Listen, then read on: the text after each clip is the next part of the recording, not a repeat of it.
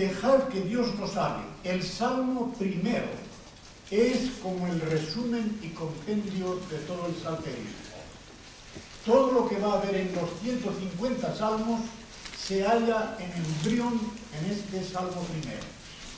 En este Salmo primero encontramos ya divididos en dos grupos los que dependen de Dios y los que no dependen, los que hacen su voluntad y los que no la hacen, los que le dejan a Dios hablar mediante su palabra y los que no le dejan. Fijaos cómo comienza este Salmo.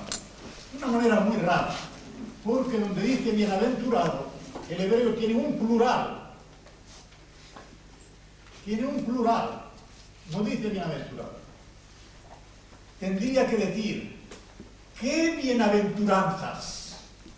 ¿Qué bienaventuranzas son las del varón que no anduvo en consejo de malos, ni estuvo en camino de pecadores, ni en silla de burladores? La única vez que sale en la Biblia esta palabra en el hebreo. Se ha sentado. Sino que, lo que no ha hecho y ahora lo que hace, sino que en la ley de Jehová está su delicia. Y en su ley musita, dice el hebreo. Ya explicaré lo que significa. De día y de noche. Y la consecuencia, fabulosa, será como árbol plantado junto a corrientes de aguas, que da su fruto en su tiempo, y su hoja no se marchita, y todo lo que hace prosperará. El resto del salmo es para los malos, y espero que no haya aquí ninguno a quien se pueda aplicar esta segunda parte del salmo. Fijaos bien en esto. ¿Qué gradación hay? Andar, estar, sentarse. Anduvo en consejo quiere decir siguió, que no siguió los consejos de los perversos, no siguió los consejos de los malos. Se apartó de ellos y no quiso saber nada de lo que le decían. Si le dicen, mira, tira por acá, no anduvo en consejo de malos. Es una andadura. Parece que la andadura es ya lo más. Pues no, va andando y no anda en consejo de malos.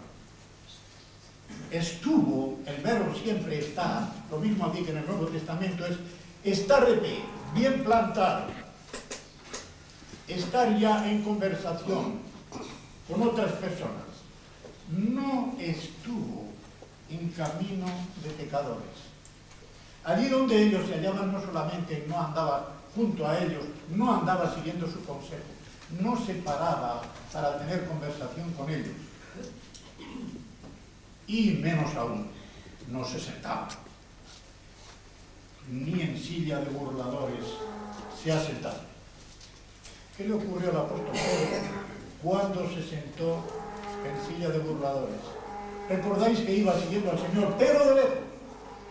Y llegó al atrio del pontífice, del sumo sacerdote, y allí se sentó con los que estaban allí, los enemigos del Señor, para calentarse junto al fuego. Y sentado junto a los enemigos del Señor fue cuando le negó 1, 2, 3 veces. Sentarse ya dice algo de comunión, un poco más que el estar y más que el andar.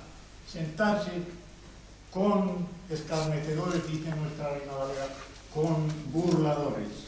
Lo contrario de eso. El hombre que verdaderamente es espiritual quiere seguir al Señor, quiere mirar a la cruz, como decía Samuel, verle allí y decirle al Señor, quiero seguirte. ¿Qué es espiritual? El creyente espiritual no es el que nunca cae, es el que siempre se levanta.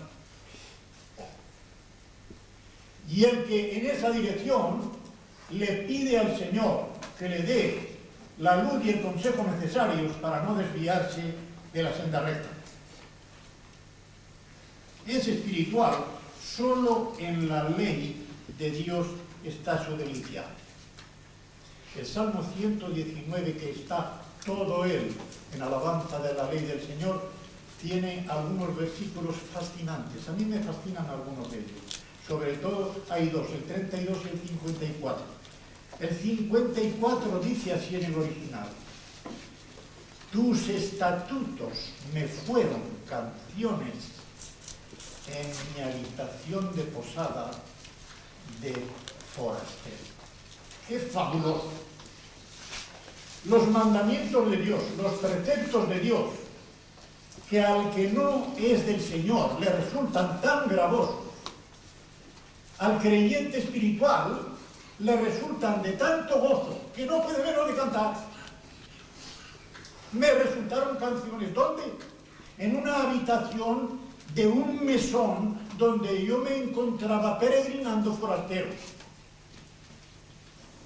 Teresa de Ávila decía que esta vida no es más que una mala noche en una mala posada. Y yo creo que así debería ser para el creyente. Este mundo tendría que ser una mala noche en una mala posada y seguir en peregrinación, siguiendo las huellas del Señor a nuestra ciudadanía celestial. Nuestra ciudadanía no está aquí.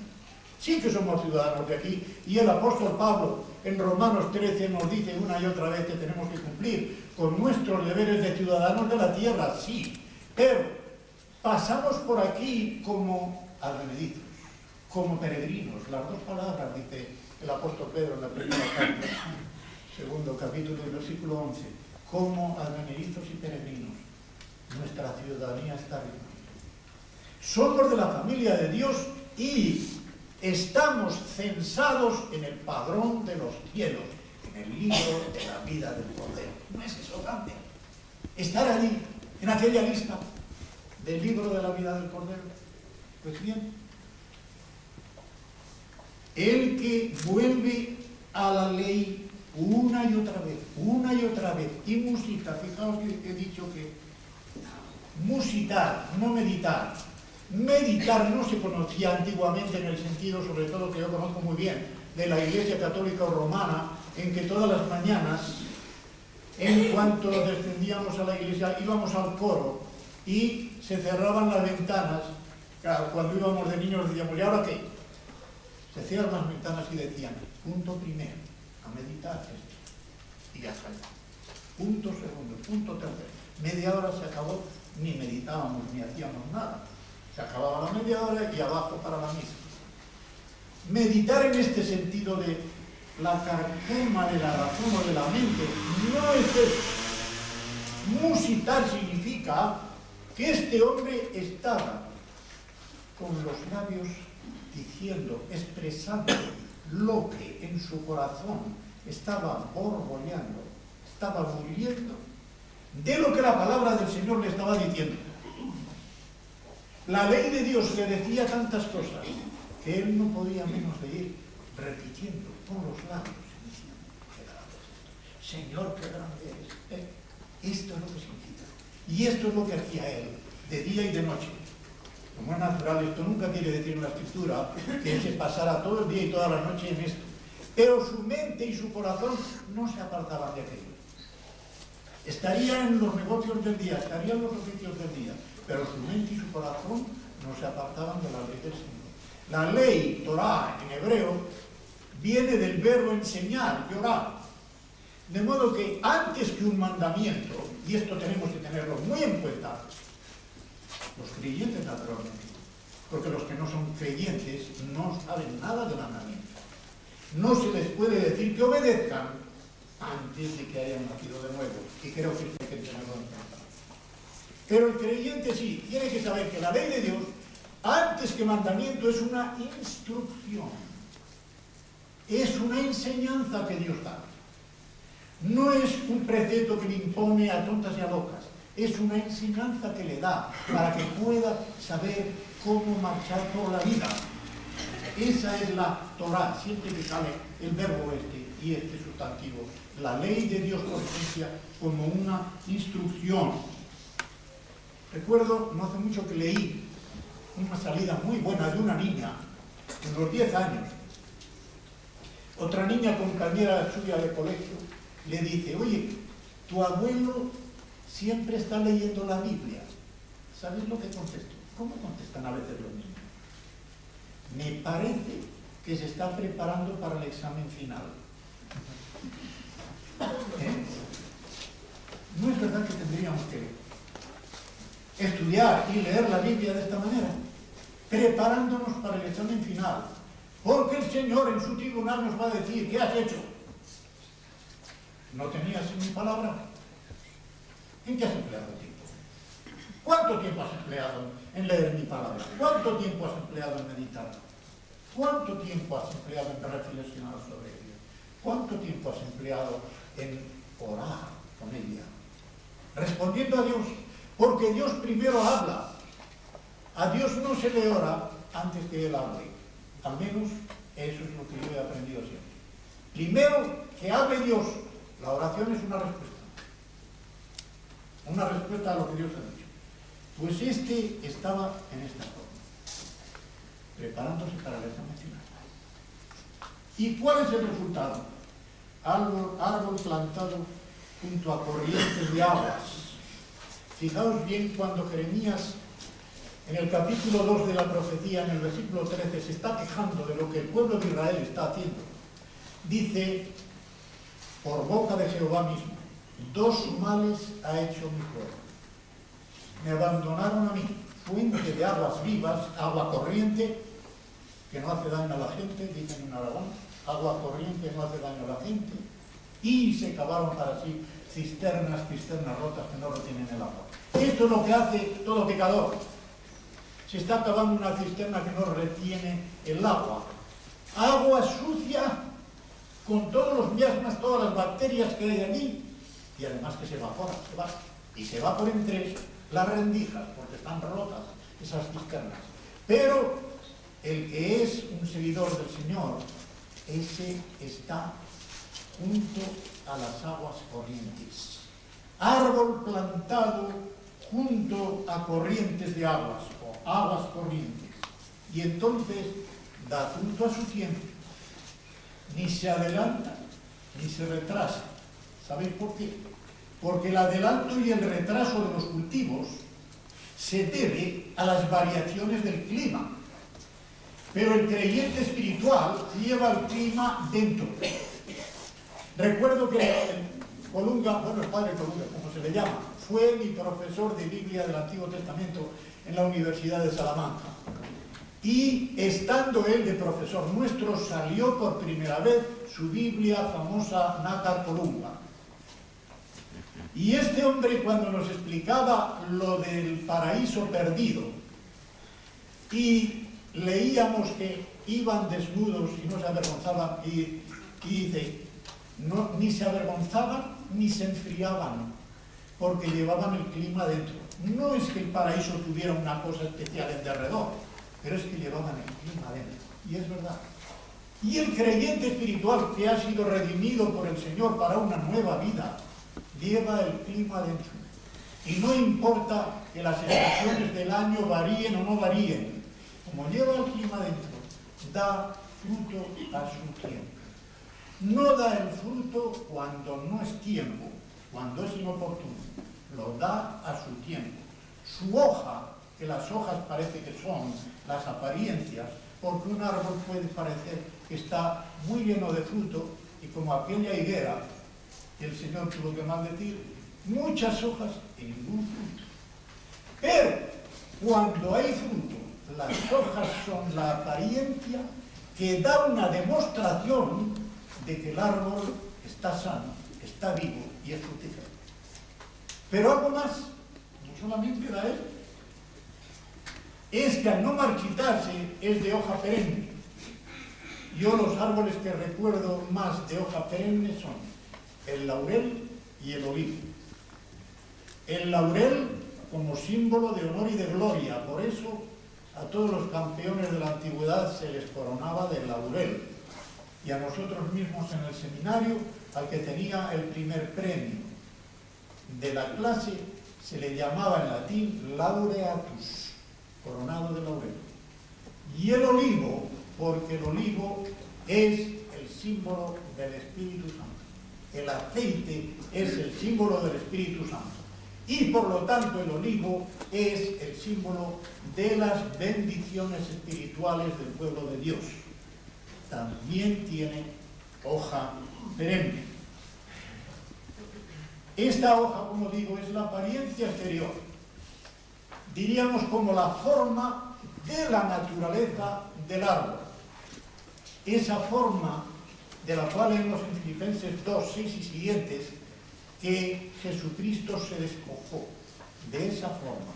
No se despojó de la naturaleza divina, pero sí de aquella gloria majestuosa a la cual tenía derecho y que tenía con el Padre desde antes de la fundación del mundo, y la dejó al hacerse hombre para hacerse siervo. Y como siervo del Padre a nuestro favor, morir en la cruz por nosotros. Así que el resultado es, ni le falta el suministro de agua corriente, ni se adelanta ni se retrasa en llevar fruto. La hoja no se cae, da testimonio de que está vivo siempre, y además prosperará porque tiene una buena dirección. Los árboles, dice Judas en su epístola, aquellos árboles marchitos, que son los apóstatas que en vuestros banquetes se están nutriendo a sí mismos, y los llama árboles marchitos como en otoño, sin fruto, 2 veces muertos y desarraigados. ¿Qué frase? 2 veces muertos. El árbol puede morir 2 veces, cuando se seca y cuando se arranca. El hombre muere 2 veces, cuando está en pecado y cuando se va a la muerte segunda. Mientras tiene raíz hay esperanza, pero el día que viene la muerte y le sorprende sin haber recibido al Señor Jesucristo, queda desarraigado para ser echado al infierno por toda la eternidad. Así de solemne es la cosa. 2 veces muerte y desarraigado.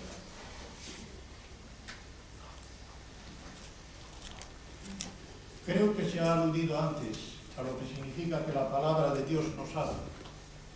Y para que la palabra de Dios nos hable, no basta con decir voy a abrir la Biblia y a ver qué texto encuentro. O tomar un texto y llevarlo como lema, como una banderita, por todas las calles y por todos los puestos y por todas las iglesias. No. No sirve con llevar un texto como banderita. Hay que llevar toda la palabra de Dios. Y cuando se lleva la palabra de Dios en la mente y en el corazón, viene otra palabra que ya no se llama lo mismo, ni en hebreo ni en griego. Dicho. Los dichos son las palabras sacadas de la Biblia que el Espíritu Santo pone en nuestra mente y en nuestros labios en situaciones de emergencia. En situaciones de emergencia. Cuando Pablo en Efesios 6 está hablando de la espada del Espíritu, que es la palabra de Dios, no quiere decir la palabra con mensaje. Ni esa espada es una espada larga para atacar, es una daga para el combate cuerpo a cuerpo cuando el enemigo se acerca y hay que defenderse en esa forma. Y esa espada del Espíritu, dice Pablo, es rema, un dicho que el Espíritu Santo pone en la mente y en el corazón del creyente para que se defienda en esa situación de emergencia contra los dardos encendidos del maligno. Y todavía hay otra, lo mismo en hebreo que en griego, que es oráculo, que son revelaciones especiales que hace Dios. Dios no hace ya ninguna revelación especial. Hermanos, una vez que tenemos la palabra de Dios completa, el canon de las Escrituras completo, Dios no revela nada. A quien diga el Espíritu me ha revelado tal y tal cosa, miente. El Espíritu Santo no está para revelar ahora, está para recordar, volver a pasar por el corazón, significa recordar, enseñar y guiar, abrir camino hacia la verdad. Esos 3 son los verbos que Jesucristo, en aquel gran sermón del aposento alto, está diciendo acerca de la labor y de la función del Espíritu Santo. pasar por el corazón de nuevo lo que ya sabemos de la palabra de Dios, enseñarnos, explicarnos, hacernos esa exégesis de la palabra de Dios e introducirnos por el camino de la verdad, yendo el primero. Esto en cuanto a dejar que Dios nos hable. Ahora necesitamos orar para obtener dirección. Y esto lo tenemos en el Salmo 25. Voy a leer primeramente. Son los 12 primeros versículos.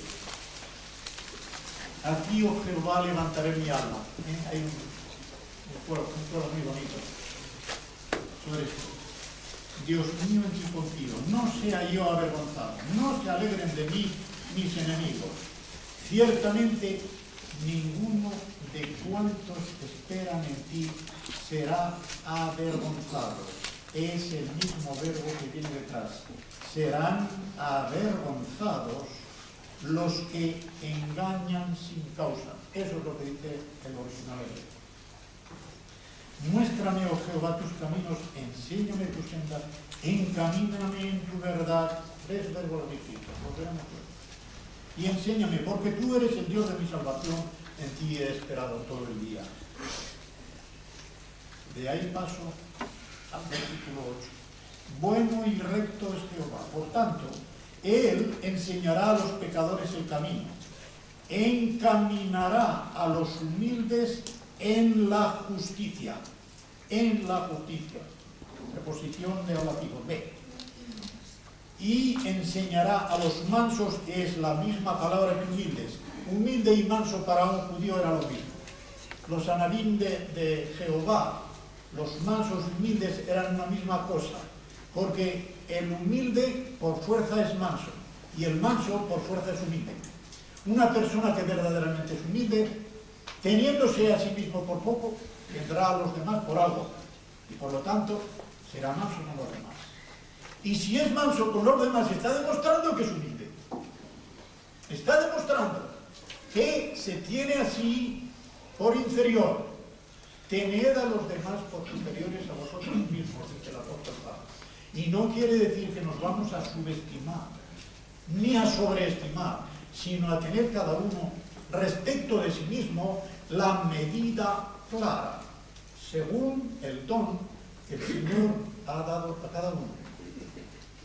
Romanos 12, versículo 3. Un versículo importante por los verbos que he dicho. Pues bien, sigue. Todas las sendas de Jehová son misericordia y verdad para los que guardan su pacto y sus testimonios. Por amor de tu nombre, oh Jehová, perdonarás también mi pecado que será mío. ¿Quién es el hombre que teme a Jehová? Él le enseñará el camino que ha de escoger. Él le enseñará el camino que ha de escoger. ¿Cuándo necesitamos dirección? Oración. Oración porque el Señor nos va a responder. Y en esa respuesta nos va a decir qué camino es el que tenemos que tomar. Fijaos bien que la primera estrofa de este Salmo 25 es como un comentario a Isaías 49, el versículo 23 que tengo siempre delante de mí en hebreo, porque son solamente dos palabras. En hebreo solamente dos palabras. No quedarán avergonzados los que confían en mí. ¿Cuántas palabras, verdad? Y no hay más que dos. Lo llevó Shu. Qué conciso es el hebreo. No quedarán ruborizados, no quedarán avergonzados, no quedarán confundidos los que confían en mí. Y vemos en el versículo 4 que este hombre pide dirección. Pide dirección primeramente para los caminos. Hoy diríamos para la autopista. Podríamos decir, hombre, la autopista se encuentra por donde. Bueno, de la autopista tienes que tirar por una senda. Y por una senda estrecha. Ya es más difícil. Otra nueva dirección. Encaminará a los humildes. Enséñame tus sendas. Enséñame tus sendas. Y luego hay otra cosa que se pierde mucho en las versiones. encamíname en tu verdad, hazme andar en tu verdad y enséñame. Aquí hay un verbo en este enseñar muy distinto de los demás, que viene de una raíz que significa la aguijada para espolear al buey cuando está arando. La letra lamed en hebreo significa en realidad aguijada de buey y tiene la forma de eso, de aguijada de buey. De ahí se forma este verbo enséñame. Aguijóneame, Señor. Espoléame. De modo que no solamente sirve con decir, aquí está la autovía, ahora vas a tirar por una senda estrecha. Bien, enséñame también a ir por esa senda. Y ahora, para que no sea un holgazán, para que no me pare por ese camino, espoléame, espoléame para que vaya para adelante. Todo esto es lo que quiere decir. En el 8, en el 9 y en el 12 lo encontramos todavía más ampliado. Bueno y recto es Jehová, por tanto, Él enseñará Yoret. Y hasta el verbo de la Torá. Él me enseñará la ley. Él me enseñará las instrucciones que tiene la ley. Él enseñará a los pecadores, todos los pecadores, el camino, su camino. Él encaminará, Gidrech, llevará por el camino. Derech es el camino, Gidrech, el verbo para encaminar. Encaminará a los humildes. Y luego, a los de antes, enseñará, otra vez el mismo verbo, aguijonear con la aguijada de buey, para que sigan adelante. ¿Y quién es ese? ¿Quién es ese varón? Temeroso de Jehová, en el versículo 12. ¿Quién es ese varón? No dice hombre, dice varón, porque hay una palabra que comprende a hombres y mujeres tanto en el hebreo como en el griego. Hay que saber si se refiere a unos o a otros. Aquí es varón. ¿Quién es ese varón? El hombre que habría de ser fuerte, no la mujer que es el vaso más frágil, el vaso más débil. ¿Quién es ese varón temeroso de Jehová? ¿Quién es él? Y dice, él le enseña en el camino que haya de escoger. Fijaos la diferencia que hay en enseñar el camino y enseñar en el camino. Enseñar en el camino significa que el Señor va por el camino acompañándole. Cuando a una persona se le pide una dirección, le puede dar la dirección de dos maneras. Le puede decir, siga por aquí, luego tira por la izquierda, luego va por la derecha, luego otra vez por la izquierda, y al último el hombre se arma una confusión que ya no sabe por dónde está la izquierda ni la derecha. Al menos a mí me pasa. Como que dicen, ahora por la derecha, después por la izquierda, después, oigan, me hagan un mapa. No, no, aquí no es así. Él le enseñará en el camino, irá con él, acompañándole en el camino. De forma que el mismo Señor le va diciendo, ahora esto, ahora aquello, ahora lo otro, ahora lo otro. No tiene que estar dudando. Me dijo por la derecha, me dijo por la izquierda, no es que va contigo. Va contigo por el camino y te va diciendo por dónde tienes que ir. Y en esta forma, el hombre temeroso de Dios, el creyente espiritual, es el que va por el camino del Señor, ni rebelde, ni insumiso, ni forzado. Ni rebelde, ni insumiso, ni forzado. Porque muchas veces, hermanos y hermanas, es necesaria porque nos resistimos a lo que Dios quiere y espera de nosotros. Y entonces, ¿cómo vamos a tener dirección? Si no dependemos del Señor, si no nos sometemos a Él, si no damos de buena gana, cantando sus estatutos, como peregrinos que somos de este mundo, no vamos a tener dirección. Y ahora, tercero, lo mejor, después de dejar que la palabra hable, después de orarle al Señor para que nos guíe, es seguir al pastor. Seguir al pastor. Ya sabéis a qué salmo me refiero. Salmo 23, no lo vamos a ver todo. El Salmo 23 tiene su contrapartida y muy buen comentario en el capítulo 10 del Evangelio según San Juan. Porque allí el Jehová, que es pastor de David, que es pastor de Israel en el Salmo 23, es el Señor Jesucristo. Y el Señor Jesucristo no solamente dice que es el buen pastor, sino que es la puerta de las ovejas. No vamos a adelantarnos. Vamos a ver primero cómo está ya predicho en el Salmo 23. David, aquí, el rey de Israel, se encuentra como si fuera una oveja perdida, pero no tiene miedo a nada, porque sabe dónde está el camino del rebaño, sabiendo dónde está el pastor. Jehová es mi pastor, nada me faltará.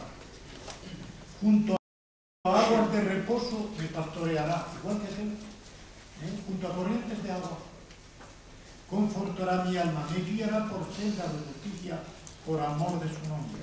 Aunque pase por valle de sombra de muerte, no temeré mal alguno, porque tú estarás conmigo. Tu vara y tu cayado, que son la misma cosa, me infundirán aliento. Aderezarás, etc. No paso de ahí, porque hasta ahí llega la directiva. Lo que primero nota una persona cuando ve a un pastor y a un rebaño de ovejas es la diferencia tan grande que hay entre un pastor y una oveja. El pastor, aunque no haya estudiado en ninguna universidad, ni siquiera en ningún instituto, por su oficio, es un hombre prudente, sabio y alerta, que conoce bien al rebaño y conoce a cada una de sus ovejas, y que sabe llamarlas por su nombre, y las ovejas conocen su voz. La oveja es el animal más estúpido que existe en cuanto a guiarse por sí misma. Una oveja descarriada del rebaño no tiene remedio. Necesita quien la lleve al rebaño. Para eso está el perro del pastor, para eso está el pastor con su silbo, está para tirar una piedra un poco más allá, para hacerla volver. Pero si se ha descarriado demasiado, una oveja no sabe de ninguna manera volver al rebaño. Entonces necesita el pastor. El animal más incapaz necesita el oficio del hombre más capaz en este sentido, de estar alerta, vigilante, para que no se le escape ninguna oveja y si alguna se descarría un poco, que vuelva al buen camino. En el capítulo 10 de Juan nos encontramos que todos aquellos que íbamos descarriados como ovejas y que nos extravíamos cada uno por su camino, encuentra al pastor que nos va a llevar al redil y que se pone él como puerta. Recuerdo que alguien me decía, había estado en el Medio Oriente y vio a un pastor árabe que estaba tendido delante de la puerta de la entrada de su rebaño. Y le dice el que pasa por allí, ¿está usted echando la siesta? Y dice, no, yo soy la puerta de mi rebaño.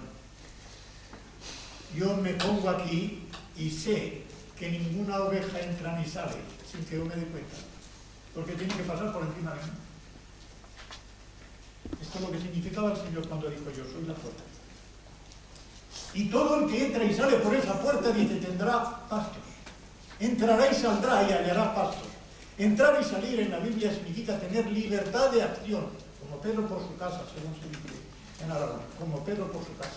Entrar y salir y tener pastos, es decir, tener abundancia de comida y de bebida dentro de aquella casa en la que puede entrar y salir. La puerta. Segundo es el pastor que da la vida. Tercero es el pastor que conoce a las ovejas y las ovejas le conocen. Le siguen porque conocen su voz. Y dice el versículo 3 del Salmo, confortará mi alma, me guiará por sendas de justicia, por amor de su nombre. Mis libros no han llegado todavía a Inglaterra y yo no sé si es una bendición o no, porque si los tuviera tal comentario, tal comentario, tal comentario, tal comentario, y tendría que estar mirando comentarios todo el día. Yo no tuve más remedio que encerrarme conmigo mismo, hincar los codos y decirle al Señor, ¿qué significa esto de por amor? Eso no sé lo que dirán los comentarios, pero yo lo que saqué enseguida que significaba es lo siguiente: me guiará por sendas de justicia por el prestigio que tiene en la picota. Por amor de su nombre significa que si no me guía por sendas de justicia, se juega su papel de pastor. Su papel de buen pastor se lo juega. De modo que por amor a su prestigio de buen pastor, me tiene que guiar por sendas de justicia. Espero que ningún comentario de... bueno, no me importa si hay comentario que diga otra cosa, pero yo creo que el sentido del versículo es ese. Por amor a su prestigio de buen pastor, Él no me va a dejar. Él no me va a dejar. Es cierto que hay peligros en el valle. Valle de sombra de muerte. Es un valle de sombras donde una oveja descarriada tiene la muerte segura. Esto es lo que quiere decir de sombra de muerte. Tiene la muerte segura, donde hay tinieblas, donde hay oscuridad. Pero dice, yo no temeré mal alguno, porque tú estarás conmigo.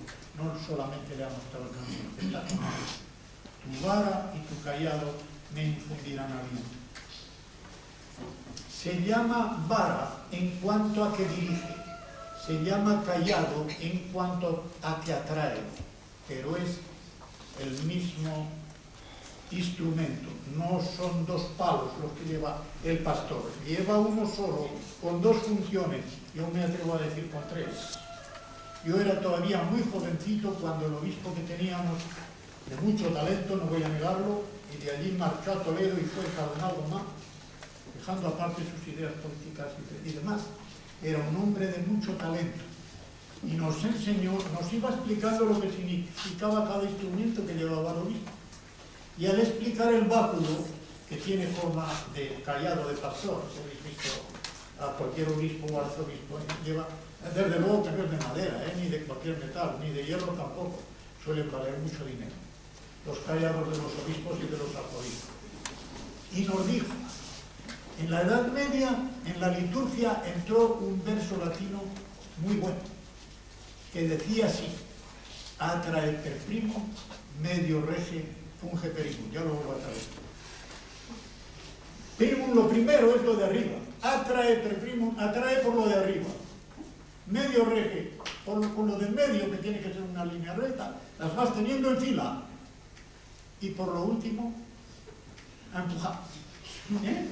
La guijada de buey, según el Salmo 25, la guijada de buey. De modo que ahí está, el callado del pastor con esas tres funciones. Nos desviamos y él, como buen pastor, nos atrae. No te vayas. Cuando nos desmandamos que queremos salirnos del camino, recto por aquí, que nos volvemos holgazanes y nos echamos la bartola, venga. ¿Cuánta falta nos hace muchas veces, no?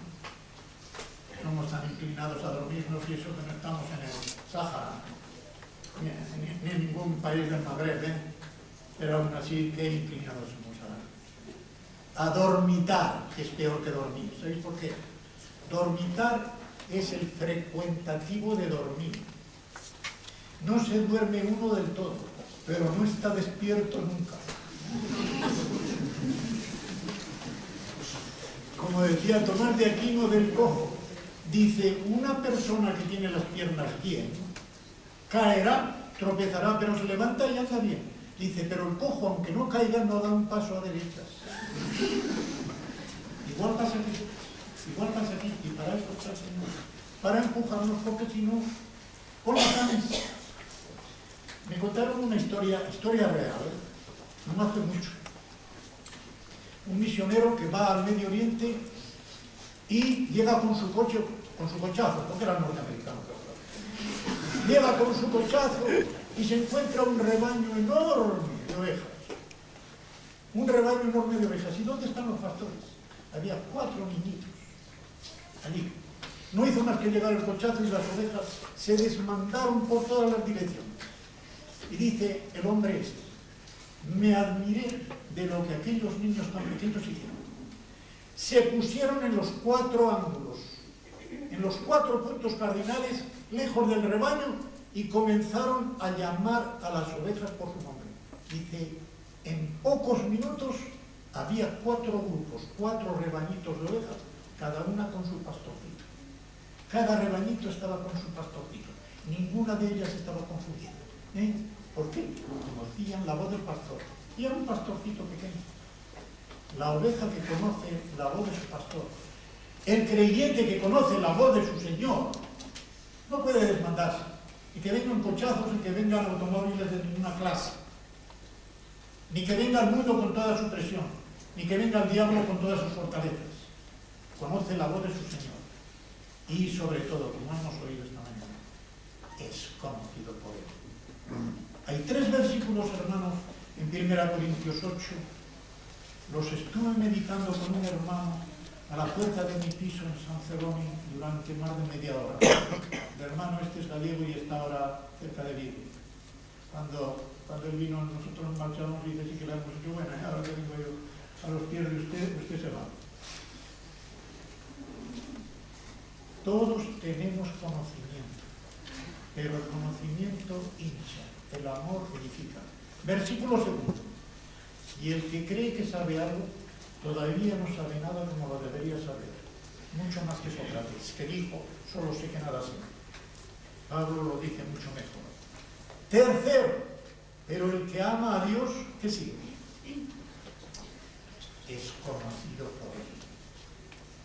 Y conocer ahí y en todos esos lugares de contexto de la Biblia significa un conocimiento de corazón, íntimo, experimental, de comunión. Porque Dios nos conoció de antemano con ese conocimiento cordial de corazón, de ahí que nosotros seamos capaces ahora de corresponderle amándolo como debemos amarlo. Él nos amó primero. No hacemos más que corresponderle a una escala muy pequeña y muy defectuosa. ¿Cómo nos guía este buen pastor? Pues nos guía por medio de su Espíritu. Romanos 8:14. Todos los que son guiados. ¿Y qué verbo hay? Aontai, ¿sabéis qué verbo es este? El mismo que se empleaba en Grecia y en latín en Roma para conducir los rebaños de animales. Igual. Todos los que son conducidos como rebaño por el Espíritu de Dios, estos son hijos de Dios. De modo que a un hijo de Dios se le conoce porque es guiado por su Espíritu. Y, qué pena, que a muchos que son hijos de Dios, no son hijos. Todo hijo de Dios que tiene un conflicto interior y hasta puede llegar a una crisis de si soy o no soy, o si soy salvo o no soy salvo, o si me engañé o no me engañé, o si aquello fue una cosa de sentimentalismo o de emoción o no lo fue. Todo eso no es más que por culpa de la carnalidad. Si hay conflicto, hay salvación. Hermanos, eso es seguro, porque el que está bajo el poder del maligno, ese no tiene conflicto. Los que están en el mundo no tienen conflicto, siguen al diablo, pero no tienen conflicto de conciencia, de si soy así o si fui así. El creyente que tiene conflicto es un creyente salvo, pero es un creyente carnal, y por lo tanto es un creyente que va arrastrándose por la vida en medio de tristezas, de penas, de dudas, de aflicciones. Y Dios no quiere eso. Dios quiere que sus hijos estén gozosos, felices, alegres aquí, sabiendo lo que han hecho cuando le dijeron al Señor, quiero ser tuyo y quiero que tú me tomes. Y se han comprometido. Y le siguen. Y cuanto más de cerca le sigan, menos conflictos tendrán. Menos problemas, menos aflicciones, menos tribulaciones. Sí, tribulaciones, pero ¿Qué dice Pablo de las tribulaciones? Romanos 5. Que la tribulación precisamente es la que produce, la que lleva al creyente hacia la paciencia. Y la paciencia es la que le da un carácter cristiano probado. Y ese carácter cristiano probado le da una seguridad de esperanza. Y esa esperanza no avergüenza, porque el amor de Dios ha sido derramado en nuestros corazones por medio de ¿quién? El Espíritu Santo nos ha sido dado. El primer regalo de Dios a sus hijos es el Espíritu Santo. Dio a su Hijo en el Calvario para que pudiéramos ser salvos. Y una vez que somos salvos y ya tenemos al Señor Jesucristo, el segundo regalo es el Espíritu Santo. En la primera epístola de Juan, en el capítulo 4, están por su orden. Nos dio primeramente su Hijo en el versículo 8 y en el versículo 10 a su Espíritu. En ese orden tenemos al Espíritu dentro. El Espíritu que es el que superintercede, dice Pablo, por nosotros, para que nuestras oraciones, que suelen a veces ir retorcidas, se pongan derechas y vayan como deben ir hasta el tribunal de Dios. Para que vayan así. Un intercesor aquí, dentro de nosotros, y otro arriba. Junto al Padre está un paráclito, un abogado, que es el Hijo. Terminó ya su sacrificio, se acabó aquello para siempre, pero sigue su función sacerdotal, intercediendo por los hijos de Dios hasta que haya alguien en este mundo por quien interceder. Allí un intercesor, aquí otro. Allí un abogado y aquí otro. El de allí está arriba, el de aquí está dentro. No está junto a nosotros, está dentro. Y el que lleva a ese dentro puede estar seguro de que no se desmandará, de que no se desviará.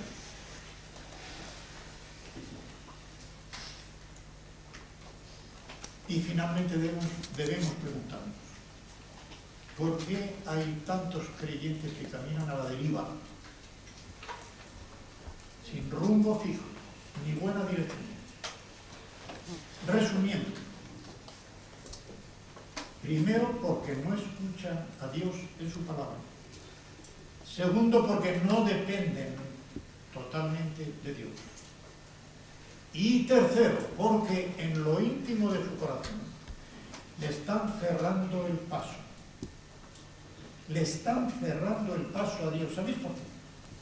Porque incluso cuando oran, la triste realidad es que no quieren que se cumpla la voluntad de Dios, sino la suya. Y aunque oren en busca de dirección, lo que en realidad es que quieren darle la dirección a Dios. Y lo único que le piden son detalles, pero con tal de que sea lo que yo pido. Lo que yo pido. Ahora, los detalles, la decoración te la dejo que me la hagas, pero tiene que ser lo que yo quiero. Tiene que ser lo que yo quiero. Y así lo que hacen en realidad es pedir el visto bueno. Yo quiero esto, ahora quiero que me lo respalden. Dios no puede dar la dirección en esa forma. O del todo o nada. Y hermanos, mientras no dependamos de Dios en esta forma, vamos a ir dando tumbos. Y daremos estos tumbos si no conocemos bien su palabra y dejamos que su palabra nos hable. Que su palabra nos hable. Y que nos dé el Señor toda la fuerza que necesitamos en nuestro corazón, que no es nuestra sino suya, para que no solamente le sigamos, sino que hagamos siempre lo que es su voluntad por la nuestra.